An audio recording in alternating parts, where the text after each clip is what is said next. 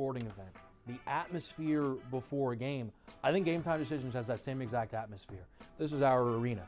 This is what we do. There is going to be an energy to Game Time Decisions that you will feel night in and night out. The excitement you get when you lock your bets in, when you're figuring out what you want to do, we can zone in on the biggest games each night. I want this to be the place that people come to before the games start so they feel as ready as possible to lock in their cards. We are going to hit every single one of those markets that you need to know about. We're going to go through every single thing, and I've got a great team behind me that's going to help me get the job done. There is not going to be a better place, I promise you, than Game Time Decisions to get that new information, react to it, and be able to then bet accordingly. We will have everything at our disposal, and we will use that to our advantage. I'm Kevin Walsh. Tune into Game Time Decisions from 6 to 8 p.m. Eastern on SportsGrid. 11 and 12. I know you're going to get Mafia excited here. Hot and bothered. You got to put Aaron Rodgers here and the Jets at 11. I would put him higher, but again, he barely played football last season. They've addressed their offensive line. It's not going to be great. The depth at wide receiver is a problem for me. Defense, perhaps the best in the National Football League. If Rodgers plays 14 games, they're probably going to win that division over the Bills. Pharrell Coast to Coast, only on SportsGrid. Rory Mack, it's going to be remembered. It will be a lasting image from the 2024 United States Open, just like Bryson DeChambeau's 55-yard bunker shot. We love big-time winners. Like, you win a championship, we want to hear from you. You get the stage. Sometimes it's emotional. It's a great watch. We know we also love the losers who said, you know what, I just can't believe I folded down the stretch. Let me face the music here. You sort of get a new light there. The Early Line, only on SportsGrid.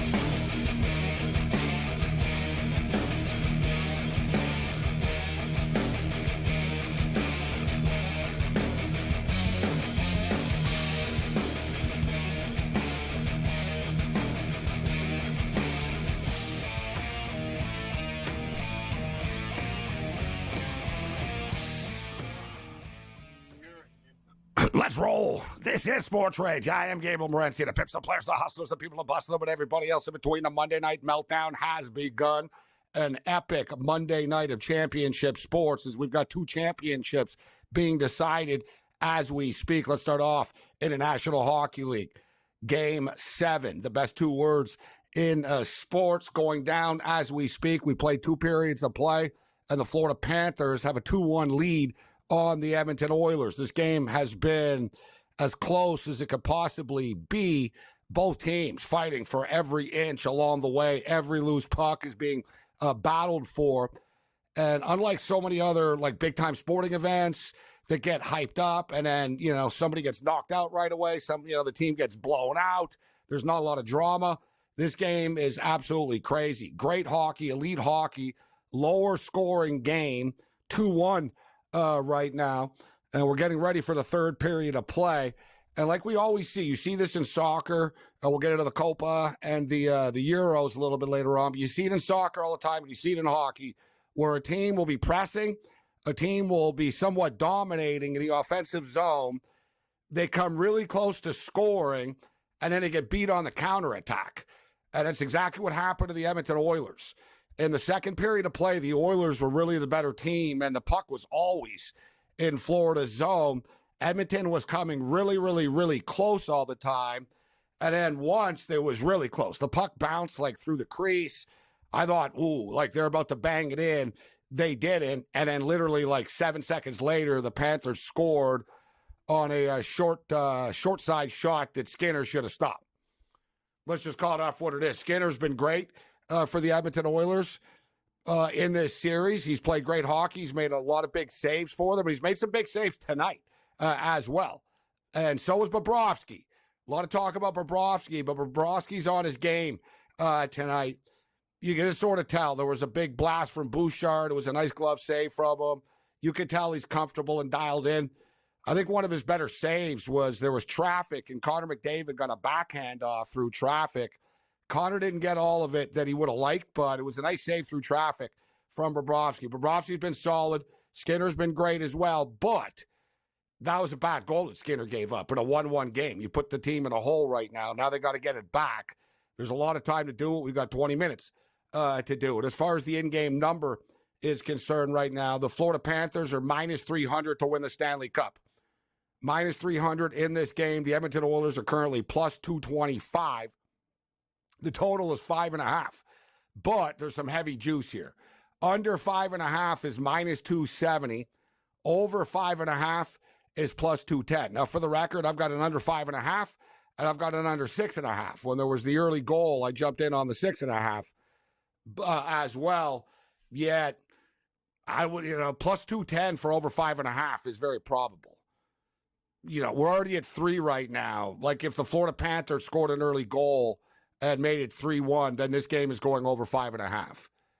If it gets tied at 2, then, maybe it ends up going to overtime, which incidentally we did grab a piece of as well at plus 225 when it was 1-1 after the last period of play. So now it's 225 for Edmonton to win. The game to go to overtime right now currently is, plus 230. Not much of a change.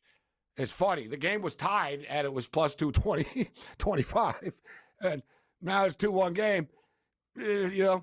I don't know how accurate the computers are in hockey compared. We know they're accurate with football and basketball and pretty good with baseball. Hockey's a different sport.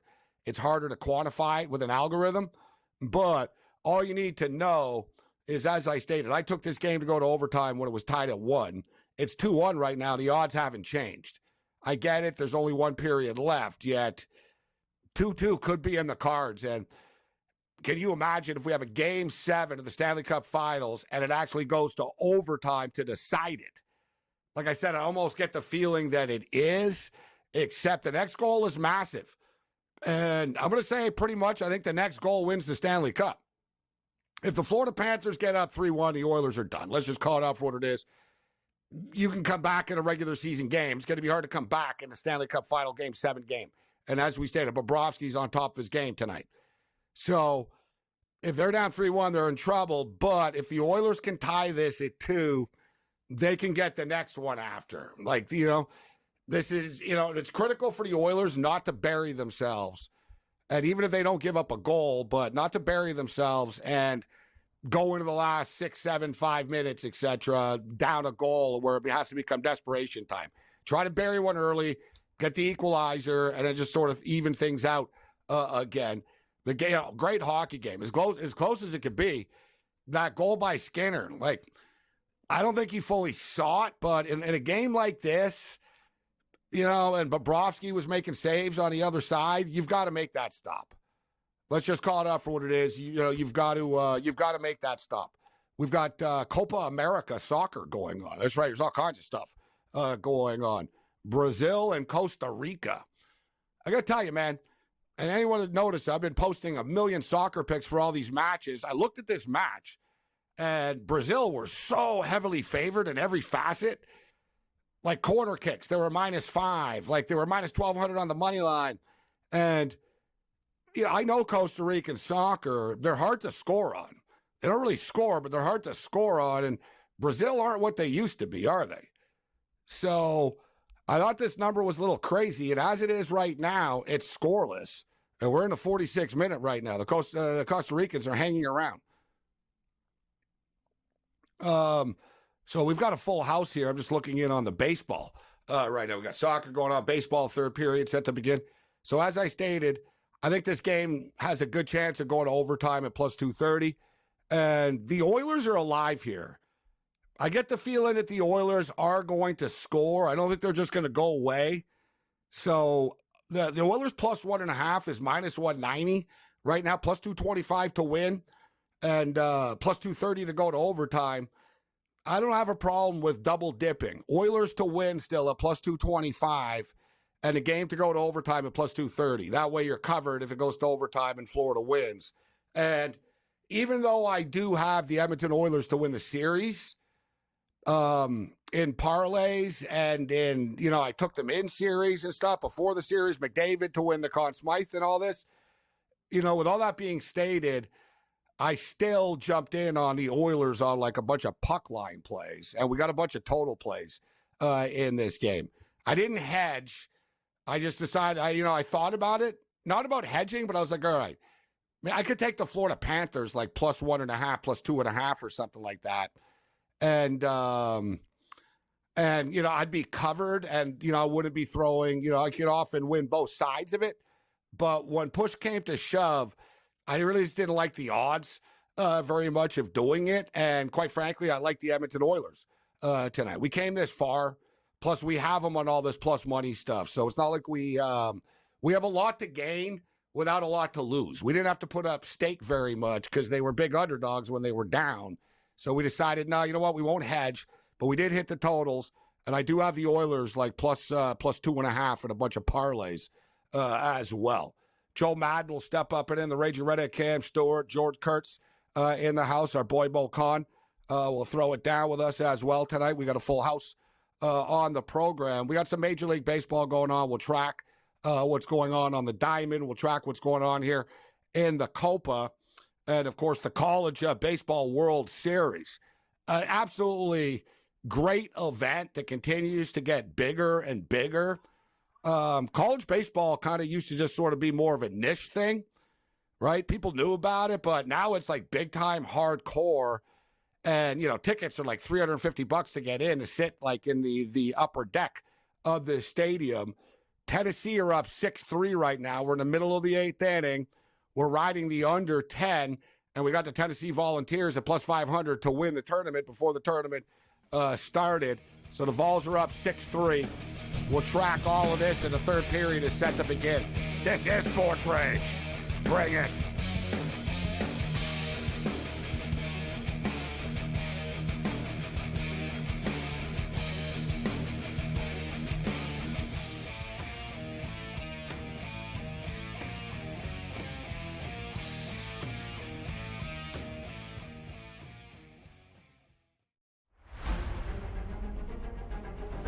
Nashville, help me welcome to the stage the captain of Crushers GC and the 2024 U.S. Open champion, Bryson DeChambeau! Gosh, I'm trying to hold it in right now. The support's been overwhelming. Tickets for Nashville this week are nearly sold out. We are calling this the Bryson effect. Won the Saudi Open on the Asian Tour in April, and he won the International Series event in Macau in March, beating David Puig in a playoff. Here's a man with 9 career wins, 3 of them on the DP World Tour. 33 years of age from Sacramento, and he is making the most of his chance. And remember, John Catlin playing as a reserve for Charles Howell III, who's injured.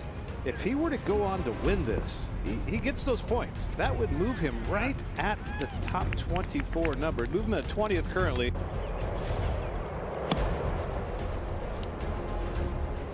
Yeah, another beautiful shot. These guys make this look so easy.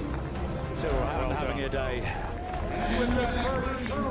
The Englishman 6 under par. He shares the lead with Abraham Ancer for the time being at least. Now this is Abraham Ancer to stay at 7 under and in all likelihood have the open night lead, and that is wonderfully done. Abe Ancer with a 64.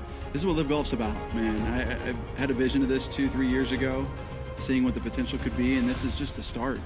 I mean, with how much support we have out here, and it's just the start, that's a testament to what Live Golf is and what the Crushers are doing, what our team's doing, and what we're trying to do for Nashville and places all across the globe. So super excited for the future of Live.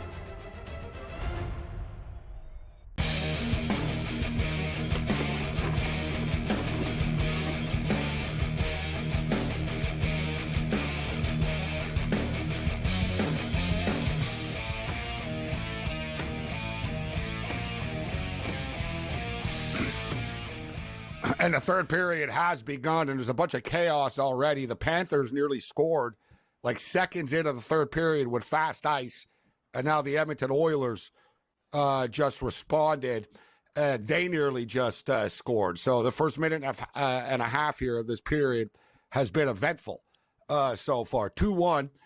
We should note the Florida Panthers are 9-0 in the postseason this year when leading after 2 periods of play. The Oilers have put themselves in a tough spot. And one thing that Florida, both these teams, if you want to win games, it's critical in these tie games and stuff. to score late in periods. And that was a big goal by the Panthers. There was about 5 minutes left in the period. It wasn't 2 minutes, but it sets the tone coming into the third here. And if you're Edmonton, you don't want to take this into the final 5 minutes. You know, you don't want to panic or anything like that, but you've got to get a goal to even this thing out so you're not desperate and you don't have to pull the goalie and you don't have to start pressing. You can just play your game. But the clock is ticking fast, man, now that we're in the third period of play. 17:30 left in this hockey game. Updated number right now. 4.5 the total. Over 4.5 is minus 270. Under 4.5 is plus 210. The Oilers are plus 225. The Panthers are minus 300. Joe Madden, Cam Stewart in the house, and Joe Madden was in the house in Edmonton the other night.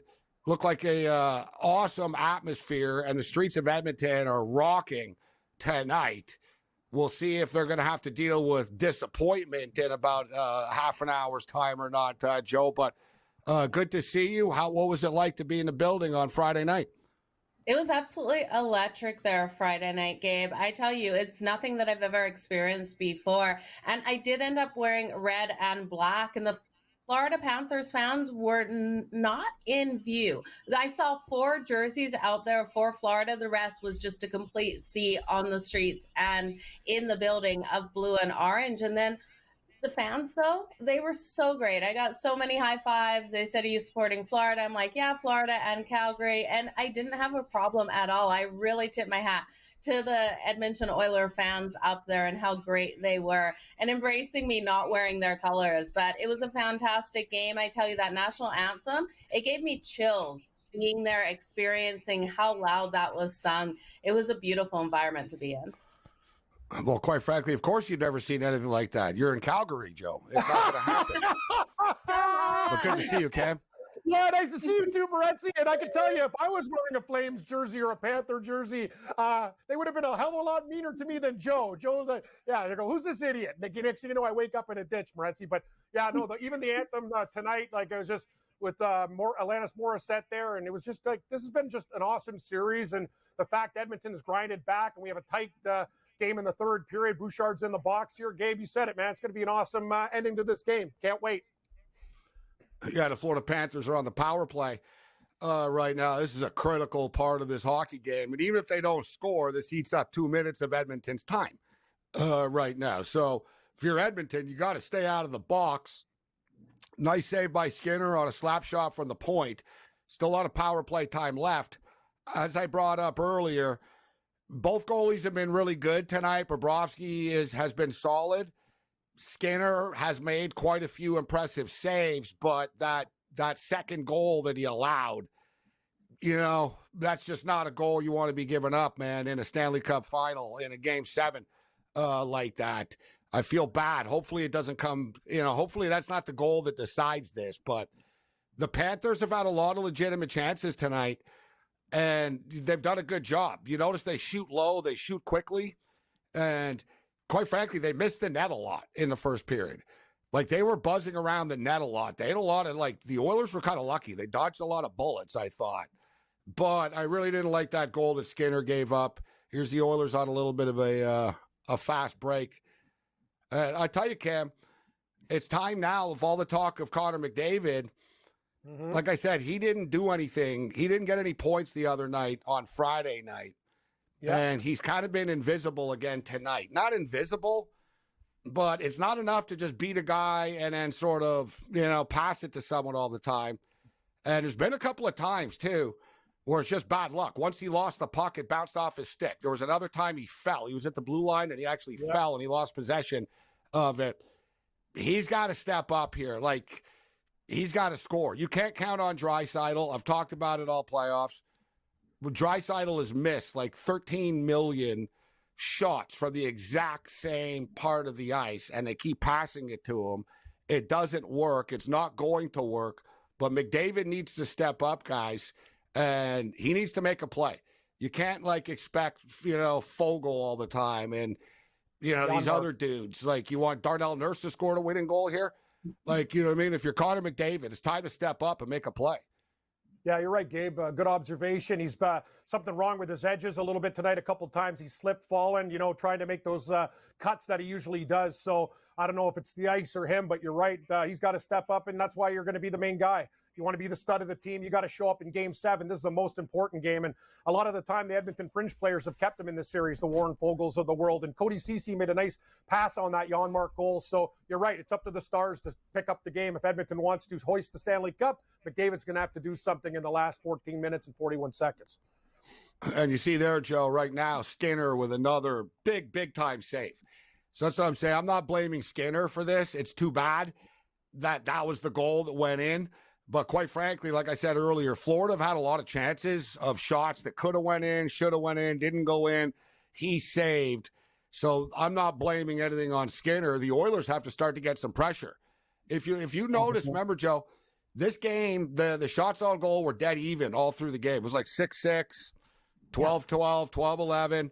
Now, if you notice, Florida, 19-15, like, let's be real. Florida have stepped it up in the last 10, 15 minutes of ice time. The first 5 minutes of this period and about the last 10 minutes of the second period as well.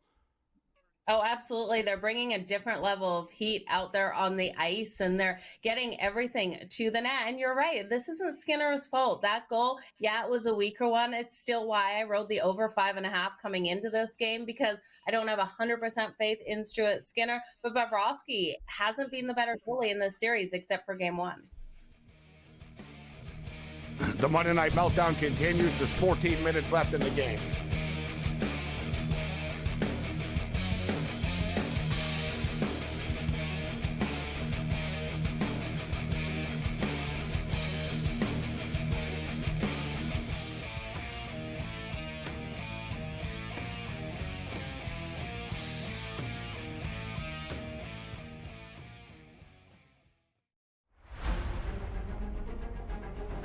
Nashville, help me welcome to the stage the captain of Crushers GC and the 2024 U.S. Open champion, Bryson DeChambeau.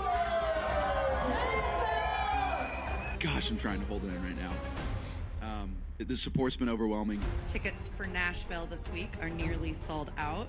We are calling this the Bryson effect. Won the Saudi Open on the Asian Tour in April, and he won the International Series event in Macau in March, beating David Puig in a playoff. Here's a man with 9 career wins, 3 of them on the DP World Tour. 33 years of age from Sacramento, and he is making the most of his chance. I remember John Catlin playing as a reserve for Charles Howell III, who's injured.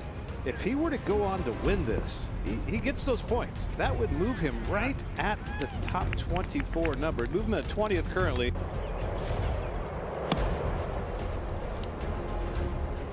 Yeah, another beautiful shot. These guys make this look so easy. Tyrrell having a day. The Englishman 6 under par. He shares the lead with Abraham Answer for the time being, at least. Now this is Abraham Answer to stay at 7 under and in all likelihood have the open night lead, and that is wonderfully done. Abe Answer with a 64. This is what Live Golf's about, man. I had a vision of this 2-3 years ago, seeing what the potential could be, and this is just the start. I mean, with how much support we have out here, and it's just the start, that's a testament to what Live Golf is and what the Crushers are doing, what our team's doing, and what we're trying to do for Nashville and places all across the globe. So super excited for the future of Live.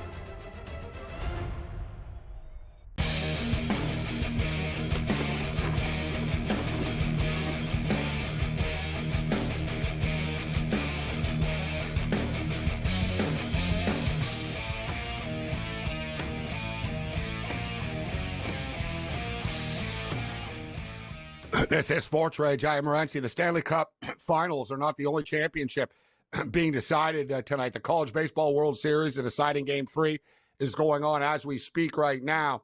We're in the 9th inning.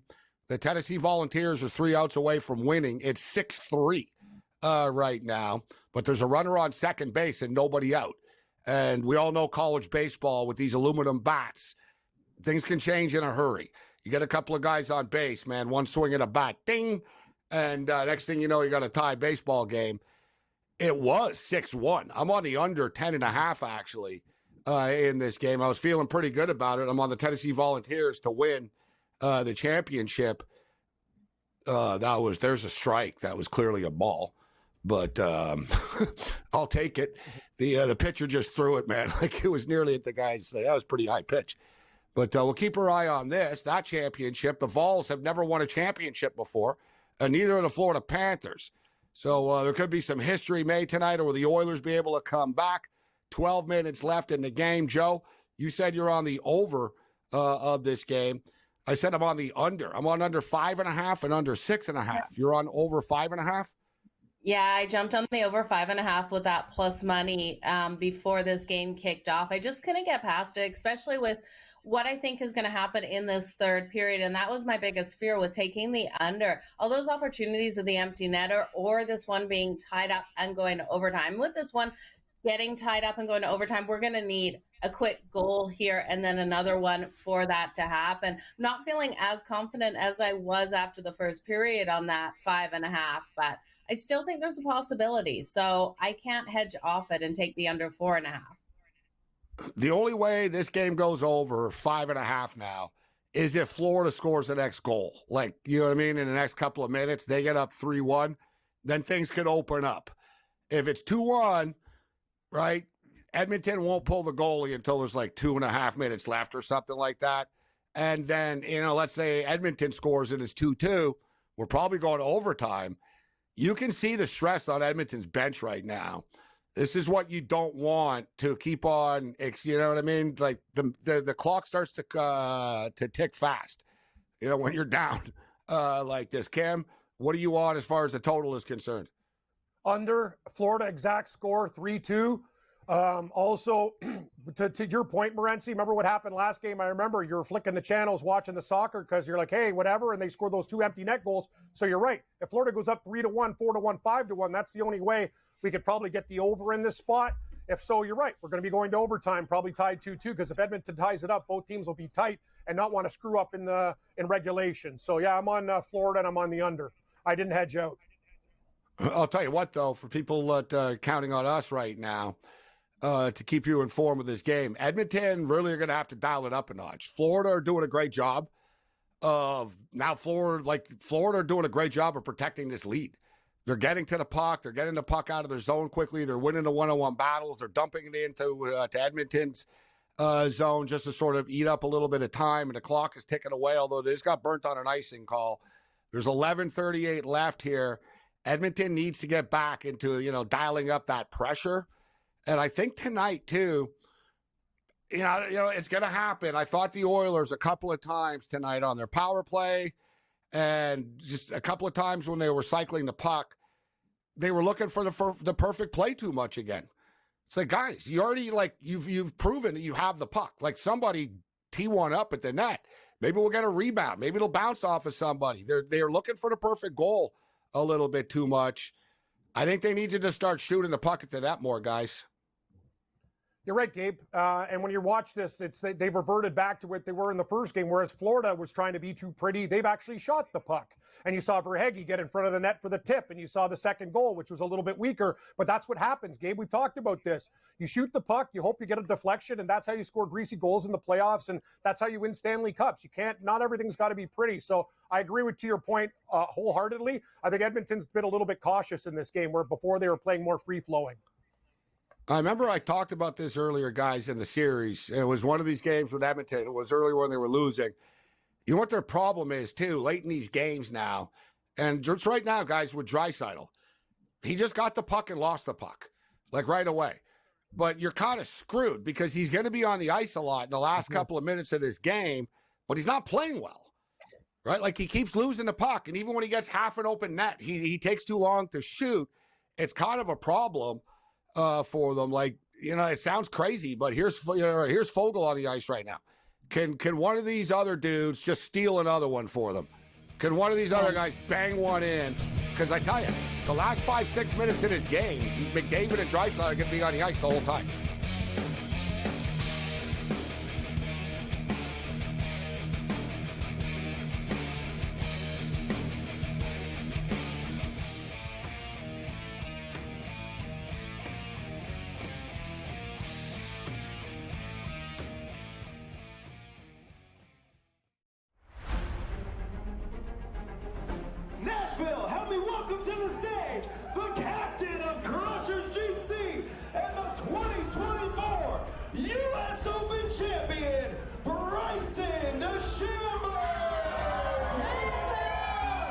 Gosh, I'm trying to hold it in right now.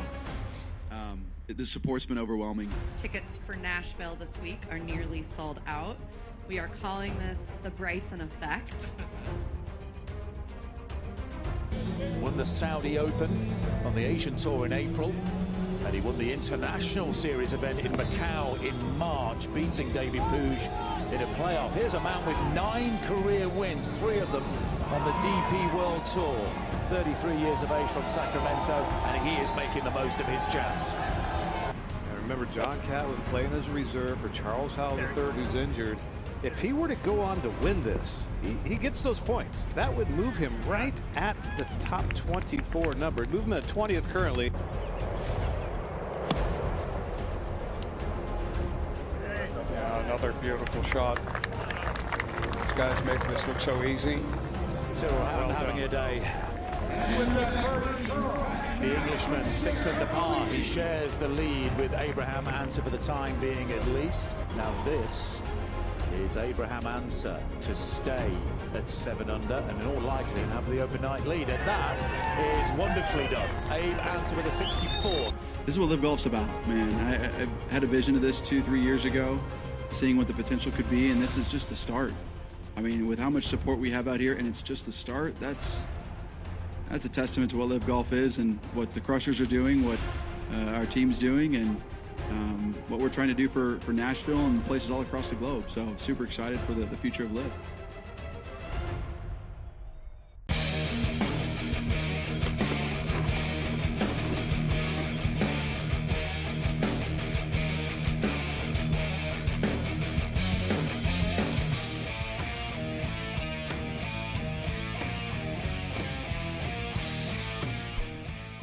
Six 4 in the baseball game right now, but there's 2 out.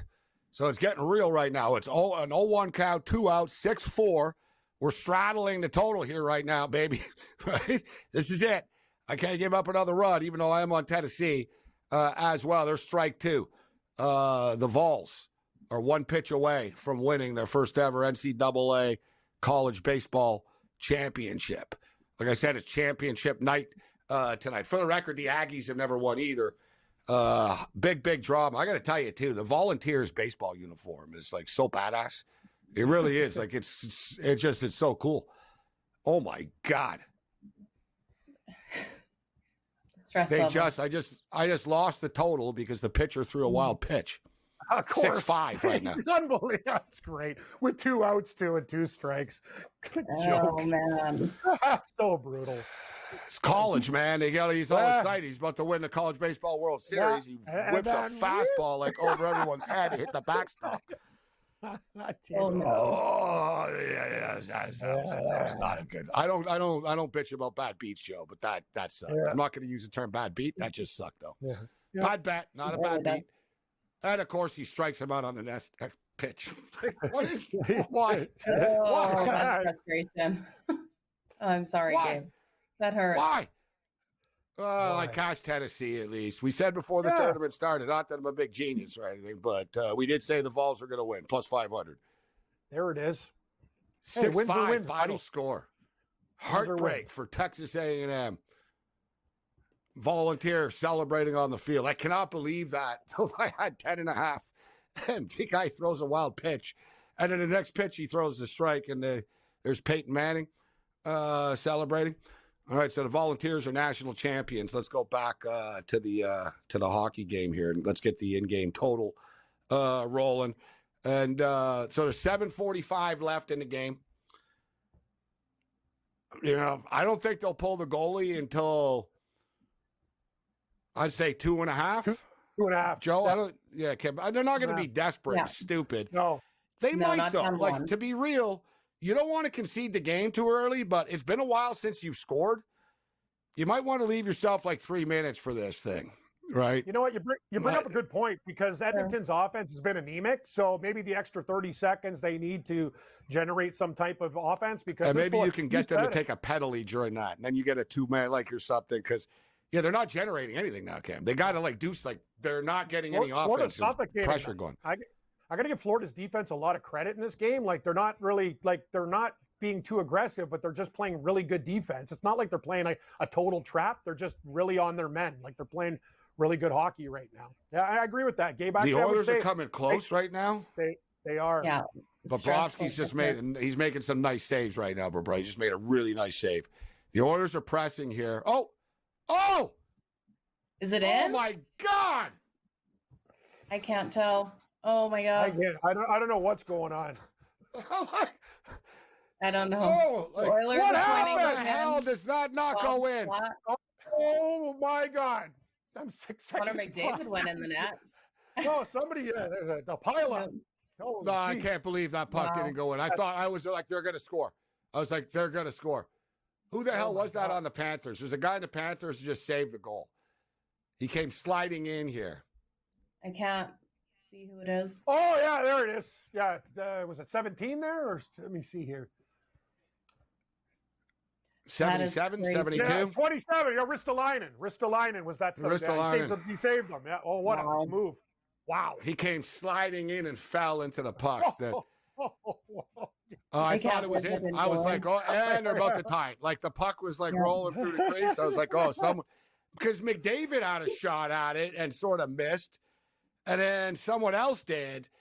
And I was like, oh, the second crack. I thought McDavid was going to score. And I'm like, the second crack, they're about to score. I can't believe that didn't go in. That might be it. That might be it. That might have been their shot right there. God, it was Zach Hyman. It was Zach Hyman who got stopped. That was a hell of a play, though, like I said, by the defenseman. The Panthers did a nice job of stretching bodies out there.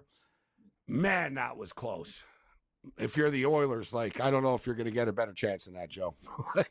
Yeah, I don't think so. Like, that's a chance you had right there. Especially McDavid and Hyman in front of the net, and they both missed an open net, like with the puck bouncing around. Well, absolutely. And then Bobrovsky was flat on the ground, and then Connor McDavid fell on top of him. And I don't know where the puck was at that point, Gabe. So I couldn't see it out there. But I tell you, that was the best chance they've had. Oh, my God. You're scaring me. I'm like, wow, jeez. Like every time we're watching, oh, my God. Oh, my God. Oh, my God. I cannot believe they didn't score. I cannot believe that didn't go in. Like, how do you got lucky too with the slide? He almost his clumsy slide actually worked. If he actually did it clean, the puck probably would have gone under him, right? Yeah. That was the whole thing. Yeah. He didn't do it deliberately, Cam. No. He just fell. Yeah, he fell. He fell in the right way. That's what I'm saying. If you're the Oilers, it's like, you got to be effing kidding me. This guy slid in and fell on his ass like right in front of us. Like, he didn't think, oh, I'm going to fall in front of him. No, like he seriously fell backwards, and he's big, and he's like, he blocked the shot. Like listen, that's hockey. That's the Panthers are battling for every inch right now. Yeah. Oh man, like they just came close again in the slot. The Oilers are really coming close here, but the clock is really ticking away. There's 6:43 left. Like I said, man, you compare how the clock is ticking in the first two periods, Joe, till now. Like, you look up, there's only 6 minutes left suddenly. Like, this has been a fast period. Like, the Oilers now are suddenly running out of real estate. They did exactly what I said they don't want to do, is be in a desperation mode to score a goal. They have to get into this desperation mode now. This is it. 6.5 left. Yeah, this is not the situation they want to be in. You're looking at the shot attempts. You got 48 here for the Edmonton Oilers, 52 for the Florida Panthers. And I tell you, Edmonton has to score in the next minute or two here, Gabe, because otherwise, you're right. I think that desperation will get even worse, and then mistakes will happen, and Florida will capitalize on those mistakes. So Edmonton has to get in the game right away. When do you think they pull Skinner? 3 minutes. 2:45, yeah. 2:45. I'll say 3 minutes. There's 6:30 left right now. They're doing a good job right now over the last couple of minutes. Like this, I like this line here with Fogle and Nugent Hopkins. I like what they just did. They both just ripped the puck at the net, right? And just they're going to have to keep doing that. But Bobrovsky's dialed in right now. He's making some saves. You're going to have to beat him like on a rebound, on a deflection. Like the telegraphing, the one-timers and stuff isn't working. Like, he's stopping them. He knows, like, you know what I mean? At this point, it's predictable. He knows what you're going to do. They're going to have to find a way to just bang one in. And they had their chance to bang one in. That was the most bangable puck to get into the net ever. Wrist to line it. That was like Happy Gilmore. Just tap it in. Tap it in. Like just tap it in. Somebody just hit your stick. Hit the puck. McDavid's getting mad on the bench now. Eating the clock. Wow. Yeah, like this clock is really like 5:54 now left. They're running out of racetrack. And the updated number right now, the Oilers are only plus 400, which is surprising considering there's only like 5 minutes, 5.5 left in the game. The Oilers are plus 400. The total over 4.5 is plus 135 right now. And under 4.5 is minus 165. I'm on the under 5.5 and 6.5, but I don't think over 4.5 is a bad bet. Like there's going to be something crazy that happens here at the end. Either Edmonton scores and ties the game, which is, you know what I mean, they're running out of time, but they could do it. Boom, you automatically win. And even if they pull the goalie and they're down 3-1, they're going to pull the goalie again. Like they won't just say, oh, it's over, we're down by 2. So for betting purposes, I think the over 4.5 plus 135 isn't a crazy bet if you're looking for some in-game action here. More on the other side.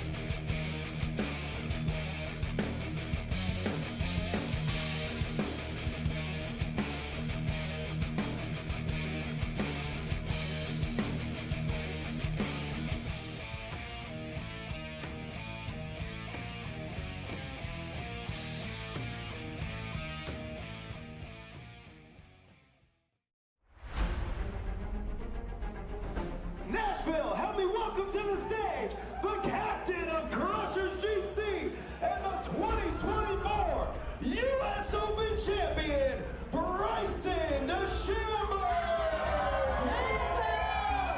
Gosh, I'm trying to hold it in right now. The support's been overwhelming. Tickets for Nashville this week are nearly sold out. We are calling this the Bryson effect. Won the Saudi Open on the Asian Tour in April, and he won the International Series event in Macau in March, beating David Puig in a playoff. Here's a man with 9 career wins, 3 of them on the DP World Tour. 33 years of age from Sacramento, and he is making the most of his chance. I remember John Catlin playing as a reserve for Charles Howell III, who's injured. If he were to go on to win this, he gets those points. That would move him right at the top 24 number. Move him at 20th currently.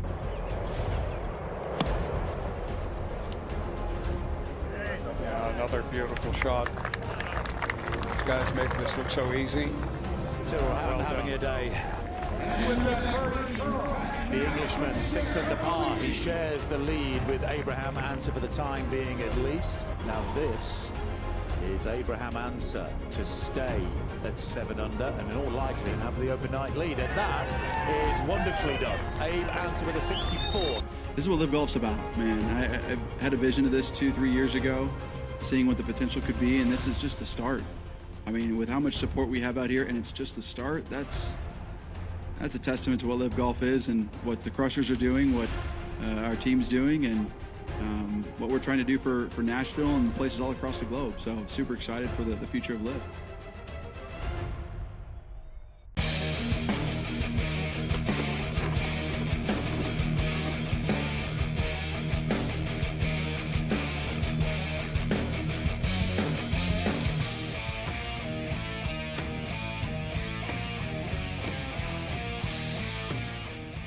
Well, the stakes couldn't be higher. There's 5:25 left in the hockey game. Everybody is standing in the arena right now in Florida, both Oiler fans, Panther fans. And it's been a great environment in there. It's almost like a bowl game or like a Super Bowl or something like that, where it's like 50-50, right? You know, you got fans of both teams. So, like I said, the clock. I just said it's 5:25, just like that 5:10. We got another whistle like that, but man, the clock just ticks away quickly. Late in these hockey games, it could not be any closer. The Oilers have 21 shots on goal. The Panthers have 20 shots on goal. Like, this game really fairly, I would say, should be tied. But the Panthers took advantage, scored that quick goal. Boom. right? There was no pressure. They scored on a counter. They weren't really doing very much. And then, bam, they score the goal. And it totally changed the dynamic of this game. And like I said already, 4:50 left in this game. The clock is really the Oilers are really running out of time. And every mistake, they just turn the puck over. Every mistake that they make just kills another 30 seconds. It's a big problem for them. They're going to have, like I said, I think they're going to have to think about pulling the goalie with about 3 minutes left here. They're running out of racetrack. Yeah, they got to get out of their zone first. It feels like they can't get out of their zone right now, Gabe. It's crazy what we're seeing out there. No, the Panthers have been the better team in the third period. Let's call it out for what it is. It's not like, you know what I mean, the Panthers are lucking into this or anything. They're earning it. They really have played very good hockey tonight, and they've locked the Oilers up for the most part, with a couple of exceptions for the last period and a half. Yeah, you said it, Gabe. The first 3 games, this is how they played. Like McDavid was kind of, not really there, and then all of a sudden, just things changed. Like those 3 next games, he went on fire. He was an absolute house of fire. Everybody stepped up for the Oilers, and now this is what Florida did earlier. Despite Bobrovsky playing great, as Joe mentioned in Game 1, this is really what they did defensively early in the series. But, doing it tonight.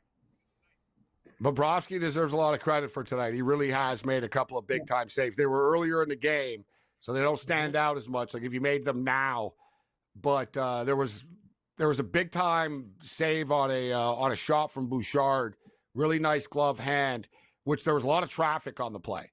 I swear, a couple of nights, the other games, it would have went in. Tonight, he was dialed in. He stuck his hand through the traffic. He saw it. He got it. And I thought there was a nice one on Connor McDavid had a backhand shot in traffic that he made. Oh. Wow. God. Oh, my God. I can't even watch it. Oh, my God. This is absolutely insanity. Bobrovsky, he's flopping around like anything to stop. I don't know how the puck's not going in a couple of times. The Oilers have come so close. He's like a fish. You're right. He's just flop, flop, flop. He is playing out of his mind again. Yeah. Right. It's like he just did a mini backflip in the net or something. Like he's unreal. There was a big save with his pad. He got up here. He's on his back and he's sticking his legs up and anything to stop the puck. Type of, like I said, he's going to be tough to beat now, but give credit to the Oilers, guys. The Oilers are chipping away. This is serious pressure they're getting on here. 3:29 left, so we'll see about the goalie situation here. 3:29 left in the hockey game. Oilers pressing right now. The puck is coming out of the zone for a face-off here. Well, the pressure is definitely on. Great hockey. I wish Edmonton was up 2-1, but this is more, I would rather see Edmonton win than Florida win. I won't lose sleep. I'm not an Oiler fan over this. I would rather see a team from Canada win than the Florida freaking Panthers of all teams. But it is what it is. And good for Stanley C. Panther, one of the better mascots in the league. He's the one I'm happy for. Agreed. Stanley C. Panther's been working hard for years. He's earned good for the mascot. Get a little love besides the Miami Heat all the time. I love Stanley C. Panther. Yeah, he's a good guy. It's not over, man. We got a lot of hockey left here. A lot of hockey left here. Edmonton's they're pressing big time. Do they have he's still in? Wow. They just they're coming close. Yeah. They're doing a good job. So the goalie's still in at 2:40 left. They're hesitant to pull him. They're getting pressure without it. Oh my God. They just missed again, barely. Yeah. McDavid just freaking missed. He tipped the puck in the slot, and it would have been the best goal ever, and it just went over the net. You're right. That was a great tip. Now the Panthers are blocking everything. This is insane. This is absolutely insane, all this pressure. Oh my God, again. We almost got one. Wow. McDavid again. Just all over the doorstep here. Hack. You're so right, man. I got to hand it. These guys are bending, not breaking. Edmonton's had a lot of chances in this one. Holy jeez. The thing is, McDavid, like I said earlier, he's made a couple of these really nice plays around the net, and he flicks it in the slot and stuff, but you're going to have to finish it yourself. Like, just try to finish it, dude. When you get close to the net, like, try to, you know. All right, they're going to have to pull the effing goalie here. There's $1.30 left in the game right now. They Florida's can't keeping not. it What in. are they doing? They're pulling him right. They got to pull him now, right on the rush. He's got to go now. $1.35. And now McDavid's on the bench. He's gassed, and there's a minute and a half left. I don't know if they have a time. They got to they didn't plan this. Yeah, he's on the bench now. He can barely breathe. Yeah, that was a huge shift. But he's got time, Gabe. $1.33, call a timeout, get him back on with about 40 seconds left. You'll have the last shift of the game. I think they waited too long. I like the fact that we're applying pressure, but you're applying all that pressure. Imagine if you had one more guy coming in after. Boom. They might have scored. Right? They still haven't pulled the effing goalie. Like, this is really unorthodox. I got to be honest. Like, this isn't even old school. This is almost like, dude, like, we got to pull the goalie, bro. Like, we got a problem. We got to pull the goalie. Back out. Yeah. Like, and they're taking a timeout. Right, now he calls a timeout. Oh. He's back. McDavid's back. I honestly feel sick. He's got great cardio. Oh my God, I'd be barfing on the bench there. This guy's right back. Dreisaitl's on the ice. Leon, I've done nothing. Draisaitl. Thanks, Leon. You hate Leon. I told you. Leon! Like, I brought it up before. He's almost like he's not going to do Leon. Yeah, he's been brutal.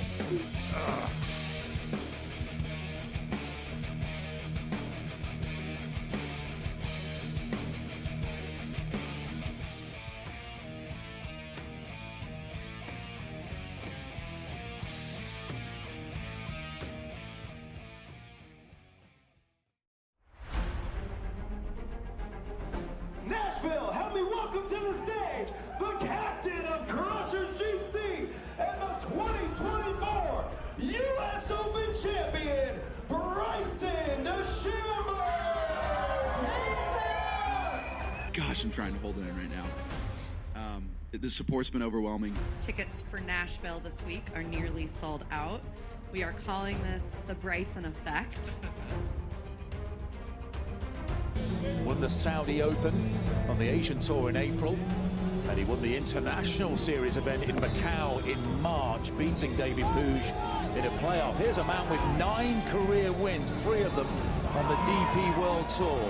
33 years of age from Sacramento, and he is making the most of his chance. I remember John Catlin playing as a reserve for Charles Howell III, who's injured. If he were to go on to win this, he gets those points. That would move him right at the top 24 number. Move him at 20th currently.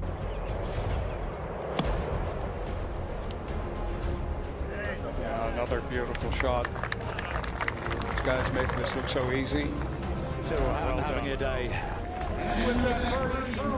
The Englishman 6 under par. He shares the lead with Abraham Ancer for the time being, at least. Now this is Abraham Ancer to stay at 7 under and in all likelihood have the open night lead, and that is wonderfully done. Abe Ancer with a 64. This is what Live Golf's about, man. I had a vision of this 2-3 years ago, seeing what the potential could be, and this is just the start. I mean, with how much support we have out here, and it's just the start, that's a testament to what Live Golf is and what the Crushers are doing, what our team's doing, and what we're trying to do for Nashville and places all across the globe. So super excited for the future of Live.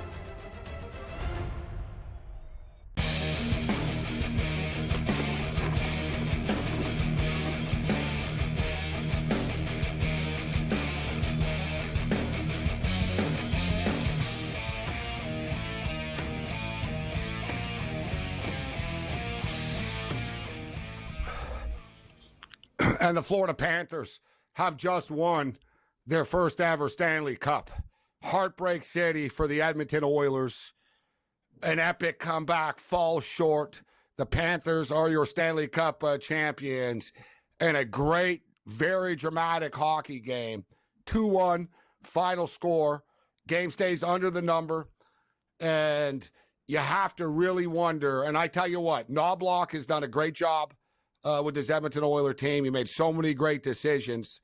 And there's always a debate. We've talked about it a lot. The modern analytics. Hell, the modern analytics has pulled a goal with like 4 or 5 minutes left. And we're like, okay, chill out. I said 3. Cam said 2.5.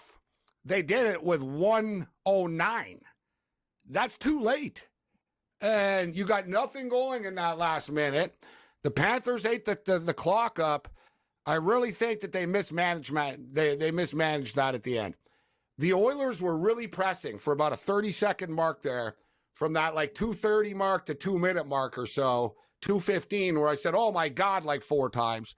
Imagine if they would have had another attacker pressing in right then and there. They might have finished it off. They might have been able to bury it.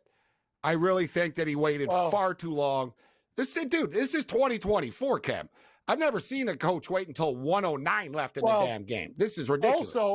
Also, when you really think about it, take a look at what happened. There was loose pucks in front of the net. If you have an extra guy there, think about all the good things that could happen there when they were swinging and swatting and Bobrovsky got over. You got that one guy, he's uncovered. That's the whole thing. It made no sense. They had a chance at the 2:42 mark to pull the goalie. They didn't do it.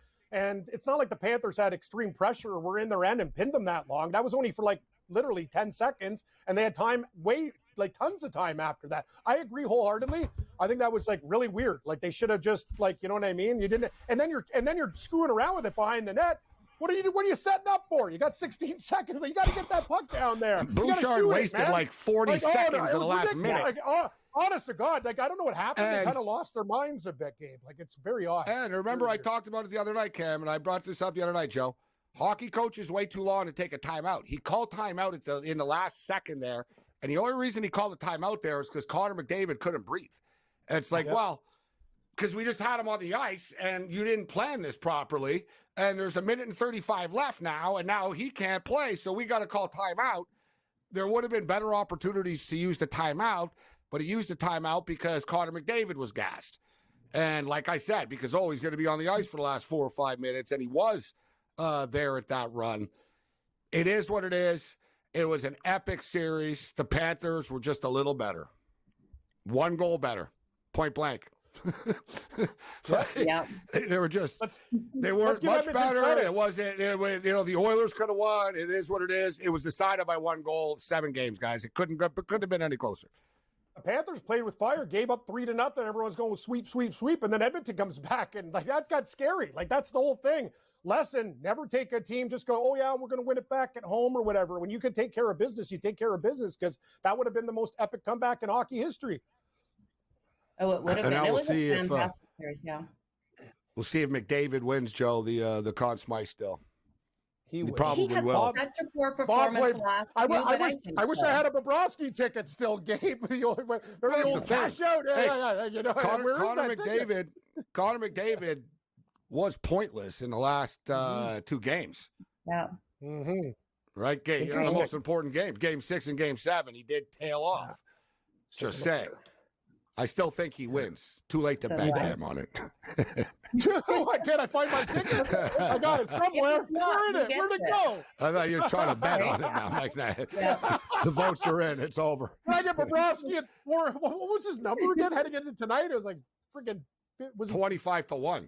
25. It was like plus 2,500 or something stupid last night. I could really use that. That would have been sweet. McDavid closed tonight at 30-1. It was minus 3,000. Oh, minus 3,000. So you got to wait. You got to lay 3,000 to win 1,000, or 30 to win $1. $30 to win $1. To win $1. That's a pretty stupid bet, if you ask me. But he's probably going to win. Yeah. 300 to win 10. Yep, 300 win 10. That's just, imagine that guy. Man, I just need a quick meal. Can I get a Burger King Jr. combo? Yeah, I need 300 to win $10. Like another horrible. Yeah, McDonald's has $5 meals now. Once again, so exactly. That's what you're hoping for. I lost my future bet, but I got a McDonald's Happy Deal out of this. Exactly. You want a shocker tonight? Brazil, Costa Rica, final score 0-0. Oh, good for Costa Rica. Huge underdogs. Yeah, get this. Good stuff. Brazil outshot them 19-2. Pesky Costa Ricans. Yeah, there we go. Yeah, that's classic Costa Rican soccer. Defense. Thanks, Joe. Later, Joe.